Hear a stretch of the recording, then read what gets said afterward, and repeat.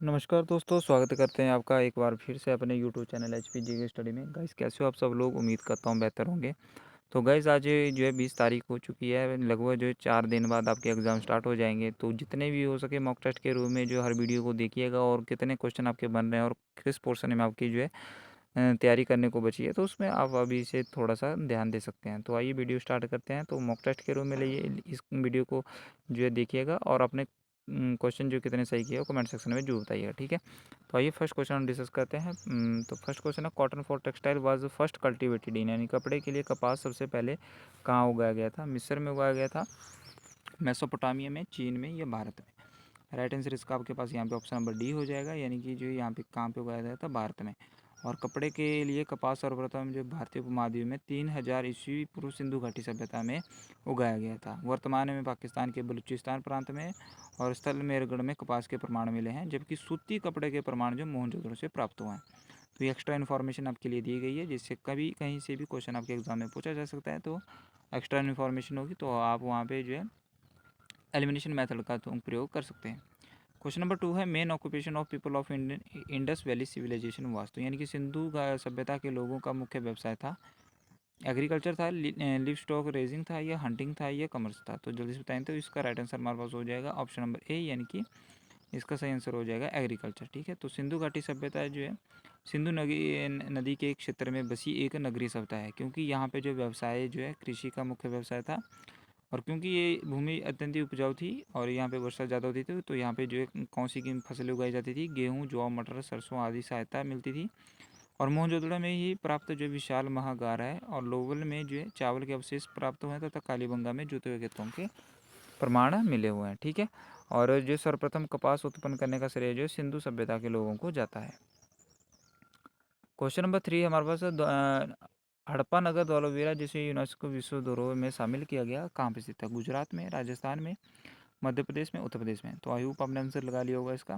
तो इसका आंसर होगा ऑप्शन नंबर ए, यानी कि गुजरात इसका राइट आंसर हो जाएगा। तो हड़प्पा नगर धौलावीरा जिसे यूनेस्को विश्व धरोहर सूची में जो है 400 स्थल के रूप में जो है शामिल किया हुआ है, गुजरात में स्थित है।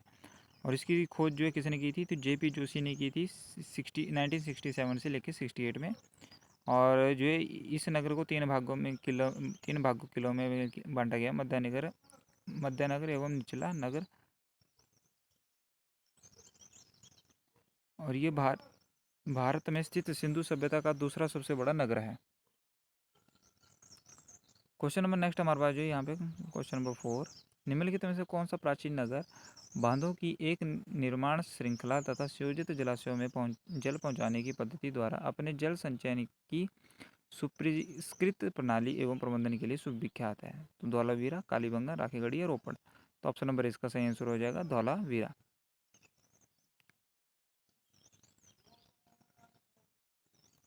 क्वेश्चन नंबर 5 है, the archaeological find from the Alamgirpur in Ghaziabad district reflected the, तो उसको बताना है। तो गाजियाबाद जिले के आलमगीरपुर का पुरातात्विक खोज को दर्शाता है, क्या दर्शाता है? हड़प्पा कल्चर, वैदिक culture, Mauryan culture, Gupta period culture? तो इसका सही आंसर हो जाएगा ऑप्शन नंबर ए, यानी कि मेरठ जिले के आलमगीरपुर का पुरातात्विक खोज हड़प्पा संस्कृति को दर्शाता है। आलमगीरपुर यमुना की सहायक हिडन नदी के बाएं तट पर स्थित है। यह हड़प्पा सभ्यता का सर्वाधिक पूर्वी पुरास्थल है। इसकी खोज 1958 से भारत सेवक समाज द्वारा तथा उत्खनन यज्ञ दत्त शर्मा द्वारा करवाया गया था। 6 नंबर क्वेश्चन है, Kalibangan site of Indus valley is situated in, तो आपको बताना है कि सिंधु सभ्यता का स्थल कालीबंगन किस राज्य में अवस्थित है? राजस्थान, गुजरात, मध्य प्रदेश या उत्तर प्रदेश?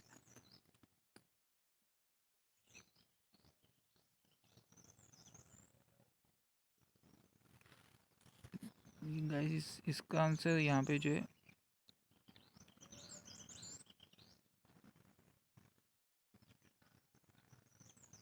गाइस इसका आंसर मैं कमेंट सेक्शन में बता दूंगा। यहाँ पे मेरे को लगता है क्वेश्चन आगे पीछे हो चुके हैं।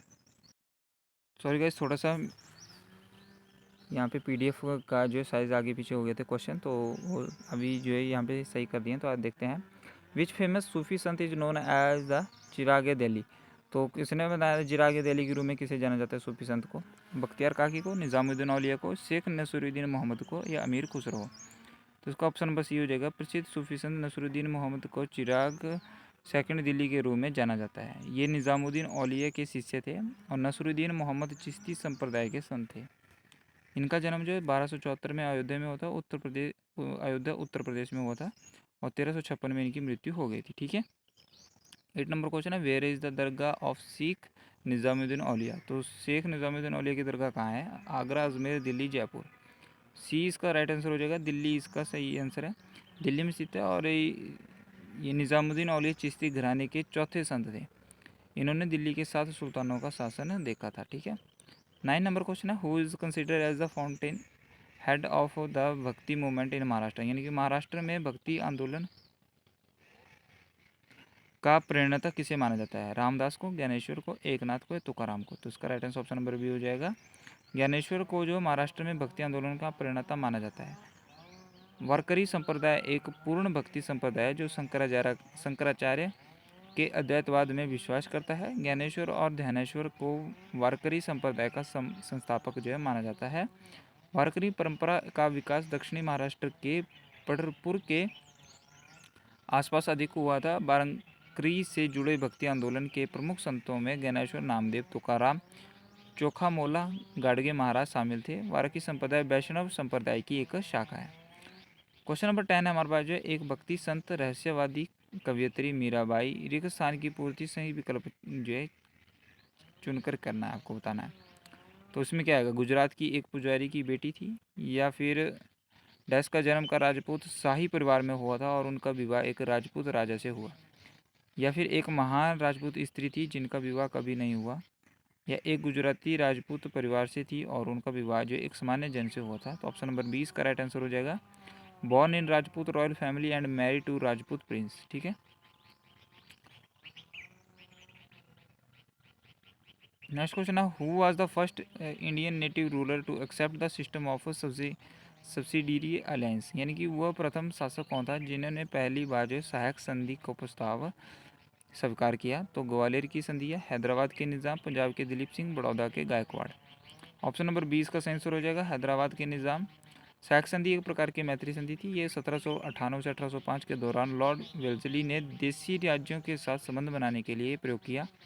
सबसे पहले यह संधि हैदराबाद के निज़ाम के साथ 1798 ईस्वी में की गई, फिर मैसूर 1799, अवध 1801, पेशवा, भोंसले, सिंधिया, जोधपुर, जयपुर, बूंदी तथा भरतपुर के साथ की गई ट्रीटी व दूसरा मैसूर युद्ध की इसी संधि के साथ समाप्त हुआ था। The second Mysore war came to an end by the. तो सालबाई, मंगलौर, पूर्णदेव या मैसूर। तो सेकंड मैसूर जो किसके शासनकाल में हुआ था? तो याद रखेंगे द्वितीय आंग्ल मैसूर युद्ध यानी कि 1780 से 84 तक चला था। हैदर अली और अंग्रेजी सेना के विरुद्ध हुआ और हैदर अली ने अंग्रेजी सेना को पराजित करने में सफल रहा, लेकिन युद्ध क्षेत्र में घायल हो जाने के कारण जो 7 दिसंबर 1782 को हैदर अली की मृत्यु हो गई। हैदर की मृत्यु के बाद युद्ध संचालन का भार उसके पुत्र टिप्पू सुल्तान पर आ गया और 1784 तक टिप्पू ने युद्ध को जारी रखा। अतः दोनों पक्षों में मंगलौर की संधि के साथ युद्ध समाप्त हो गया था। 30 नंबर क्वेश्चन है, Tipu Sultan was killed in which battle of war. यानी कि टिप्पू सुल्तान किस युद्ध मारा गया था? तो ये सभी को पता है, याद रखेंगे। चतुर्थ आंग्ल मैसूर युद्ध 17 अप्रैल 1799 को प्रारंभ हुआ था। इस युद्ध में मैसूर के नेतृत्व टिप्पू सुल्तान तथा अंग्रेजों का नेतृत्व लॉर्ड वेल्जली कर रहा था। 4 मई 1799 को टिप्पू सुल्तान युद्ध में लड़ते हुए मारा गया। परिणामतः मैसूर के राज्य पर अंग्रेजों का कब्जा हो गया तथा सहायक संधि आरोपित कर दी गई। और in the first Anglo Mysore war which ruler defeated the British. यानी कि पहले आंग्ल मैसूर युद्ध में किस शासक ने अंग्रेजों को हराया था? हैदर अली, टीपू सुल्तान, माधवराव या मीर जाफर। तो पहला आंग्ल मैसूर युद्ध हुआ था 1767 से लेकर 59 में। तो हैदर अली शासक ने अंग्रेजों को हराया था और मद्रास की संधि 1769 ने पहले आंग्ल मैसूर युद्ध को समाप्त कर दिया। दौरान हैदर अली की मृत्यु हो गई। दूसरा आंग्ल मैसूर युद्ध होता है 1780 से 84 में हुआ और इसमें जो सुल्तान के हार के साथ समाप्त हुआ। तीसरा हुआ था 1790 से 92 में और चौथा एंग्ल मैसूर युद्ध 1798 से 99 में। इसमें टिप्पू सुल्तान की मृत्यु हो गई थी। 50 नंबर क्वेश्चन है, अंग्रेजों से लड़ने के लिए टिप्पू सुल्तान ने किसकी सहायता ली? डच, फ्रेंच, पुर्तगाली, जर्मन। तो याद रखें ऑप्शन नंबर बी, यानी कि अंग्रेजों से लड़ने के लिए टिप्पू सुल्तान ने जो है फ्रांस की सहायता ली।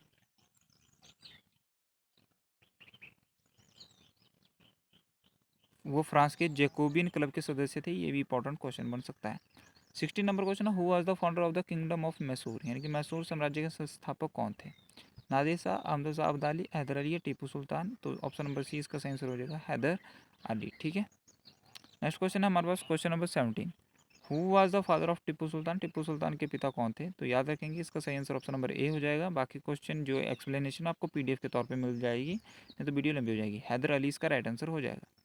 18 नंबर क्वेश्चन है, which of the following battles led to occupation of British in India, निम्नलिखित में से कौन सी लड़ाई ब्रिटिश का भारत में बढ़त करने के लिए जिम्मेदार है? तो तालीकोटा का युद्ध, या सामगढ़ का, या बक्सर की, या पानीपत की दूसरी लड़ाई? तो ऑप्शन नंबर सी इसका सही आंसर हो जाएगा, यानी कि बक्सर की लड़ाई। बक्सर की लड़ाई कब हुई थी? 1764 में हुई थी, याद रखेंगे। इसके साथ अंग्रेजों का भारत पर प्रभुत्व जो स्थापित हो गया था। इसी युद्ध से कंपनी का बंगाल, बिहार और उड़ीसा में प्रभुत्व जो है स्थापित हो गया था। 19 नंबर क्वेश्चन है, when was the battle of Plassey fought, यानी कि प्लासी का युद्ध जो है कब लड़ा गया था? 1757, 43 या 49 या 53 में? तो याद रखेंगे, तो इसका सही आंसर हो जाएगा ऑप्शन नंबर ए। प्लासी का युद्ध जो 23 जून 1757 को हुआ था। सिराजुद्दौला, अंग्रेजों और सिराजुद्दौला के बीच में जो ये लड़ा गया था। ठीक है, और इसका जो नेतृत्व कौन कर रहा था? तो क्लाइव कर रहा था, जबकि नवाब की ओर से सेना का नेतृत्व जो विश्वासघाती मीर जाफर कर रहा था। इसने धोखा दिया था, तब इनकी हार हुई थी, याद रखेंगे। ठीक है, और भागीरथी नदी के तट पर स्थित प्लासी नामक स्थान पर यह युद्ध हुआ था, नादिया जिले में। और इस युद्ध में नवाब की तरफ से फ्रांसीसी भी युद्ध कर रहे थे, और इस युद्ध में जो है मीर मदान तथा मोहनलाल ने सिराजुद्दौला की तरफ से युद्ध किया, जबकि मीर मदान मारा गया था।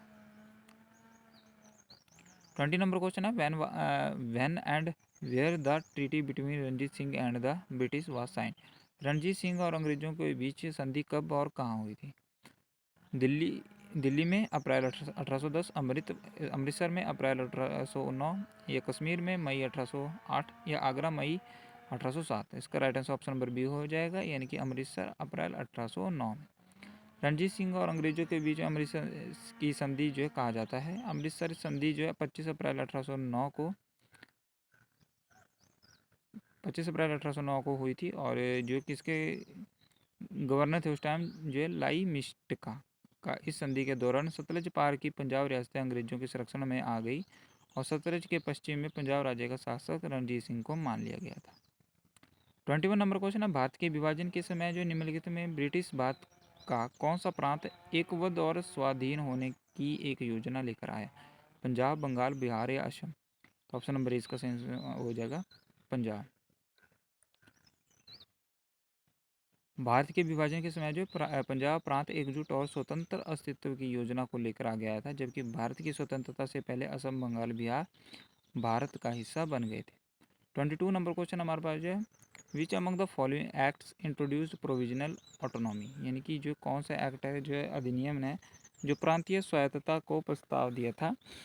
तो government of India act 1858, India council act 1892, government of India act 1935, government of India act 1990? तो ऑप्शन नंबर सी सही आंसर इसको हो जाएगा, यानी कि जो भारत सरकार अधिनियम 1935 के तहत प्रांतीय स्वायत्तता का प्रस्ताव दिया गया था, अर्थात प्रांतों में द्वैध शासन व्यवस्था को अंत कर उन्हें एक स्वतंत्र और स्वशासित संवैधानिक अनुसूचियाँ थी, और पंडित जवाहरलाल नेहरू ने इस अधिनियम को एक आधार प्रदान किया गया था। इस अधिनियम में 321 अनुच्छेद और 10 कार, जिसमें ब्रेक तो है परंतु इंजन नहीं कहा था। ठीक है, तो ये भी क्वेश्चन पूछा जा सकता है कि 10 कार जिसमें ब्रेक तो है परंतु इंजन ये किसने दिया था? तो याद रखेंगे पंडित जवाहरलाल नेहरू जी ने ये कहा। ठीक है, इस अधिनियम में।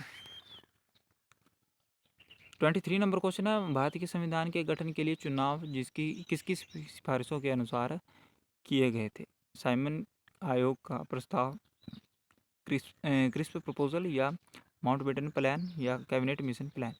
तो राइट आंसर इसका ऑप्शन नंबर डी हो जाएगा, कैबिनेट मिशन योजना। यानी कि भारत के अनुसार जो है संविधान सभा का गठन के लिए चुनाव कैबिनेट मिशन योजना की सिफारिशों के अनुसार कराए गए थे।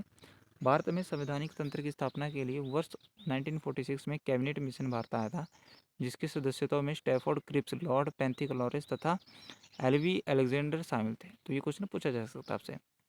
24 नंबर क्वेश्चन है, when was the first session of constitutional assembly held, तो संविधान सभा का प्रथम अधिवेशन कब हुआ था? 16 अगस्त 1947, 26 जनवरी 1948, 26 नवंबर 1946 या 9 दिसंबर 1946? तो इसका ऑप्शन नंबर डी हो जाएगा 9 दिसंबर 1946 को दिल्ली में संपन्न हुआ था पहला अधिवेशन, और इसकी अंतिम बैठक जो 24 जनवरी 1950 को हुई, और साथ ही उसी दिन संविधान सभा द्वारा भारत का पहला राष्ट्रपति डॉक्टर राजेंद्र प्रसाद को चुना गया था। और संविधान सभा ने संविधान को कितने समय में पूरा कर लिया था? तो आप सभी को पता है ये 2 वर्ष 11 मिनट 18 दिन लगे थे, और 9 दिसंबर 1946 को हुई थी संविधान सभा की प्रथम बैठक, जिसे संविधान सभा द्वारा वर्ष 1949 में और 26 नवंबर को अंगीकृत किया गया था। अंगीकृत आपसे पूछे तो 26 नवंबर आएगा, और 26 जनवरी 1950 को पूर्ण रूप से लागू किया गया था। Indian constitution was adopted by, यानी कि भारतीय संविधान किसके द्वारा अपनाया गया था? तो उसका राइट आंसर हो जाएगा संविधान जो है भारतीय संविधान को संविधान सभा द्वारा 26 नवंबर 1949 को अपनाया गया, जबकि 26 नवंबर 1950 को संविधान जो है पूरे देश में प्रवृत्त किया गया था, और इसमें दो वर्ष 11 महीने 18 दिन लगे थे। और संविधान सभा का गठन जो है 6 दिसंबर 1946 को किया गया, जबकि इसकी पहली बैठक 9 दिसंबर 1946 को हुई थी। तो ये क्वेश्चन किसी भी तरह से आपसे पूछा जा सकता है कि इसका गठन कब होता, तो 6 दिसंबर 1946 को, और इसकी जो पहली बैठक हुई थी 9 दिसंबर 1946 को। और इसमें जो क्वेश्चन आपसे पूछा जा सकता है कि इसमें अस्थायी अध्यक्ष किसे बनाया गया था, तो डॉक्टर सच्चिदानंद सिन्हा को इसका अस्थायी अध्यक्ष बनाया गया था, डॉक्टर राजेंद्र प्रसाद को स्थायी अध्यक्ष बनाया गया था। तो इतनी डीप नॉलेज इसमें, इतने एक क्वेश्चन से इतने क्वेश्चन आपसे यहाँ पे क्लियर हो गए। तो इसका ही यही पर्पज़ है कि एक्सप्लेनेशन का, कि आपके जो है अधिक से अधिक नॉलेज आपको एक क्वेश्चन के माध्यम से दी जाए। 1946 में संविधान सभा के उद्घाटन सत्र में अध्यक्ष के रूप में जो है किसने अध्यक्षता की थी? तो किसने की थी, याद रखेंगे, इसका right answer option number B हो जाएगा, डॉक्टर सच्चिदानंद सिन्हा इसका राइट आंसर हो जाएगा। ठीक है, बाकी जो ये फिर से डिस्कस वही हो जाएगा। 14 सितंबर 1949 को भारतीय संविधान ने हिंदी को भारत संघ की कौन सी भाषा का दर्जा दिया था? राजभाषा, राष्ट्रभाषा, लोकभाषा या संपर्क भाषा? तो ऑप्शन नंबर ए इसका सही आंसर हो जाएगा, राष्ट्रभाषा का दर्जा दिया गया था 14 सितंबर 1949 को। और इसके 1950 में संविधान के अनुच्छेद 343 भाग 1 में जो हिंदी को भारत की संघ राज्यभाषा का दर्जा दिया गया। नेक्स्ट क्वेश्चन है गाइस हमारे पास जो, who was the chairman of the credential committee of the constituent assembly of India? तो भारत की संविधान सभा का प्रत्ययपत्र समिति के अध्यक्ष कौन थे? तो इसका राइट आंसर 28 का हमारे पास हो जाएगा H.C. मुखर्जी। ठीक है, नेक्स्ट क्वेश्चन है 29 ये हमारे पास जो, provision related to elected of members of Rajya Sabha are taken from the constitution of which country? Rajya Sabha के सदस्यों के चुनाव से संबंधित धारा किस देश के संविधान से ली गई है? जापान के, दक्षिण अफ्रीका के, या यूएसए के, या आयरलैंड के? तो इसका राइट आंसर हो जाएगा ऑप्शन नंबर बी, यानी कि राज्यसभा के सदस्यों के चुनाव से संबंधित धारा दक्षिण अफ्रीका के संविधान से ली गई है। आयरलैंड से राज्य के नीति निर्देशक तत्व, यानी कि डीपीएसपी बोलते हैं जिसको, डायरेक्टिव स्टेट प्रिंसिपल पॉलिसी, और राष्ट्रपति की निर्वाचन पद्धति राज्यसभा के लिए सदस्यों का मनोनयन लिया है यूएसए से, और यूएसए से मूल अधिकार तथा न्यायपालिका की स्वतंत्रता तथा जापान से विधि द्वारा स्थापित प्रक्रिया को लिया गया है। 30 नंबर क्वेश्चन है, भारतीय संविधान के मूल कर्तव्यों का सिद्धांत किस देश से लिया गया है? तो इसका राइट आंसर हमारे पास क्या हो जाएगा, ऑप्शन नंबर बी, यानी कि रसिया से लिया गया है। ठीक है, और जो यहाँ पे हमारे लिए इंपॉर्टेंट है इसमें ये बन सकता है कि मूल कर्तव्यों का प्रावधान रूप जो संविधान से लिया गया है। स्वर्ण सिंह समिति की अनुशंसा पर संविधान का एक नया भाग 4 क अनुच्छेद 51 क जोड़कर कुल 10 मौलिक कर्तव्यों का समावेश किया गया।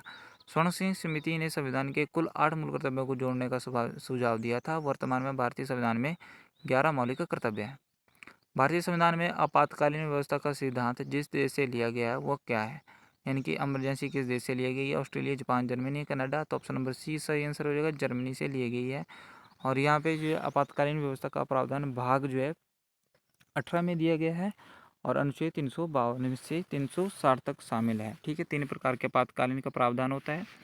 युद्ध, बाड़ा, आक्रमण या सशस्त्र विद्रोह जो होता है तो उसमें आर्टिकल 352 लगती है, और राज्य में जो है संवैधानिक तंत्र का विफल होने पर जो है राष्ट्रपति शासन 356 के तहत लगती है, और वित्तीय आपातकाल 360।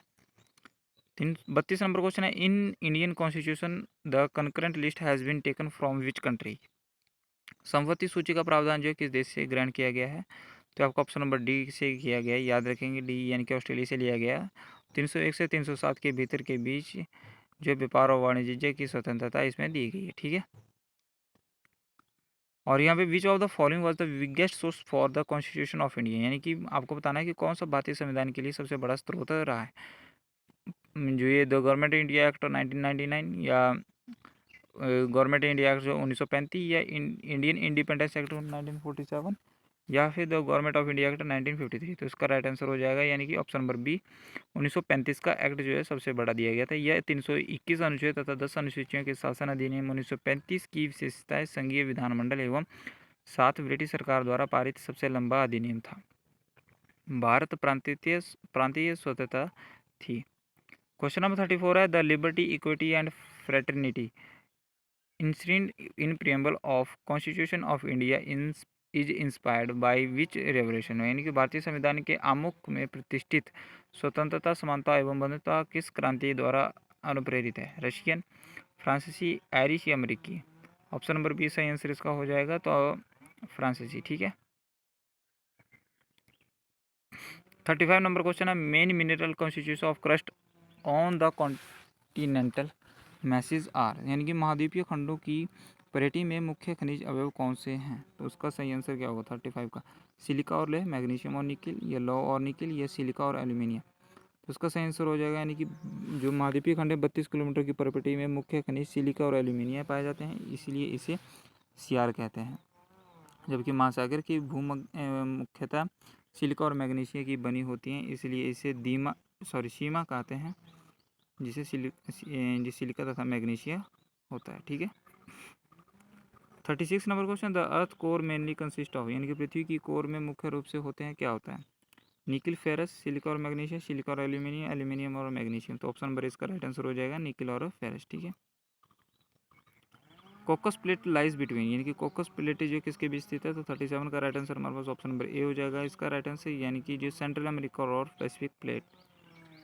38 नंबर क्वेश्चन है molten rock below the surface of the earth is called, तो इसका राइट आंसर क्या होगा? तो इसका राइट आंसर पृथ्वी की सतह के अंदर पिघली हुई चट्टानों को क्या कहा जाता है? विसाल्ट, लावा, वेथिलोथ या मैग्मा? तो राइट आंसर इसका ऑप्शन नंबर डी हो जाएगा, यानी कि मैग्मा कहा जाता है।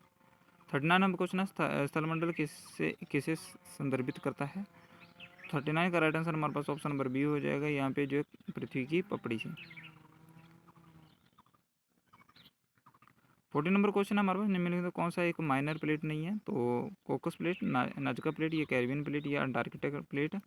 तो option number D Antarctica plate इसका सही आंसर हो जाएगा।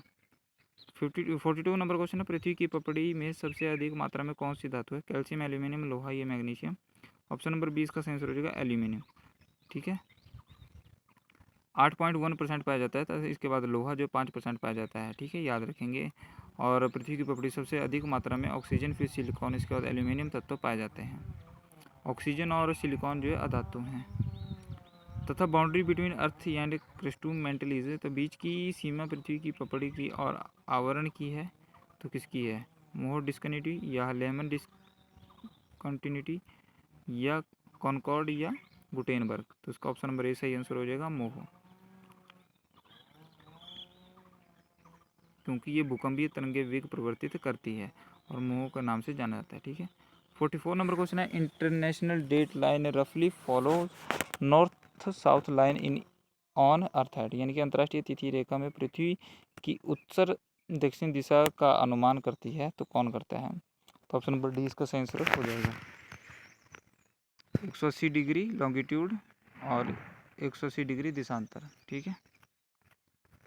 45 नंबर क्वेश्चन है निम्नलिखित में सबसे लंबा अक्षांश जो है कौन सा है? तो सबसे लंबा अक्षांश आपका यहाँ पे जो ऑप्शन नंबर सी सही आंसर हो जाएगा इसका 0 डिग्री लैटिट्यूड। 46 नंबर क्वेश्चन है on which of the following latitude the sun is directly overhead at 120 degree clock at noon on 21 June? तो इसका सही आंसर क्या हो जाएगा? तो ऑप्शन नंबर बी इसका सही आंसर हो जाएगा 23 से लेके 30 नॉर्थ, इसका राइट आंसर हो जाएगा। ठीक है। For every 1 degree of longitude the local time changes by, यानी कि प्रत्येक 1 डिग्री देशांतर के लिए स्थानीय समय बदलता है। ऑप्शन नंबर बी कितना बदलता है? तो 4 मिनट बदलता है। भारत के मानक समय के रूप में 82 डिग्री 30 मिनट पूर्व देशांतर रेखा को माना जाता है, जो उत्तर प्रदेश से होकर गुजरती है। तो 48 का right answer option number B हो जाएगा मिर्ज़ापुर। 49 नंबर क्वेश्चन है, the equator does not pass through which of the following countries, यानी कि भूमध्य रेखा निम्नलिखित देश से किस देश से होकर नहीं गुजरती। तो 49 का number question option number C, Mexico. आज का अंतिम क्वेश्चन है, उत्तरी गोलार्ध का सबसे छोटा दिन कौन सा होता है। तो इसका राइट आंसर हो जाएगा ऑप्शन नंबर डी, 22 दिसंबर। ठीक है, तो गाइज ये थी आज की आपकी वीडियो। आई होप आपको वीडियो अच्छी लगी तो लाइक कर देना, चैनल को सब्सक्राइब कर देना, दोस्तों के साथ जरूर शेयर कर देना। पीडीएफ के लिए आपको टेलीग्राम चैनल को ज्वाइन करना होगा, जिसका लिंक जो है जिसको आपको सर्च करना होगा टेलीग्राम चैनल पे जाके HPGK स्टडी 7 पे। ठीक है, तो जय हिंद, जवाहर, धन्यवाद। यहीं पे वीडियो समाप्त करते हैं।